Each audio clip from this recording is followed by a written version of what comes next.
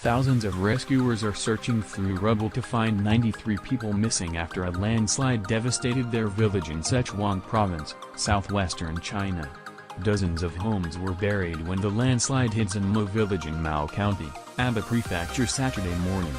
According to the Mao County government press office, 10 bodies have been recovered since the beginning of the rescue operation on Saturday.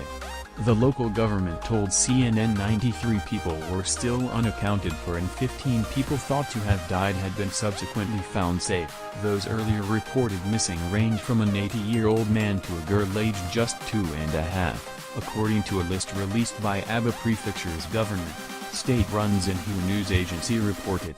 Rescuers using life detection equipment worked through the night to try to locate survivors, state news outlets reported Sunday, citing emergency officials. More than 2,500 professional search and rescue workers are operating at the scene, Sichuan provincial television reported. Maximum efforts. Chinese President Xi Jinping has called for all-out efforts to save those who were buried. Authorities must make maximum efforts to reduce casualties and prevent secondary disasters, he said. Authorities launched the highest level of disaster response.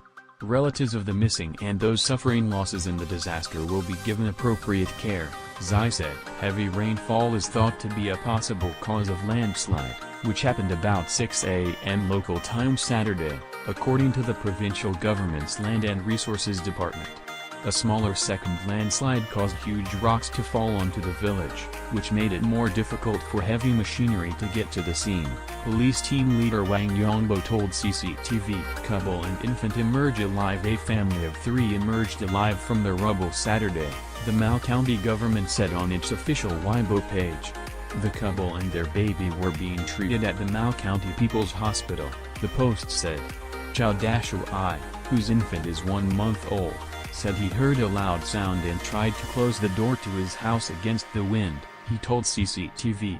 I ran outside and felt this strong wind and saw water rushing towards us, he said. A rock fell into our living room. We slowly crawled out while holding our baby and escaped.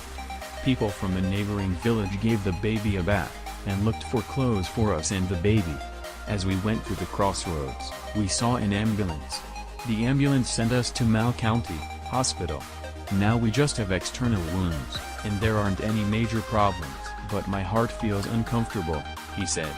The landslide happened at a high part of a mountain and fell onto the village, blocking a 2-kilometer (1.25-mile) section of the river, Xinhua reported.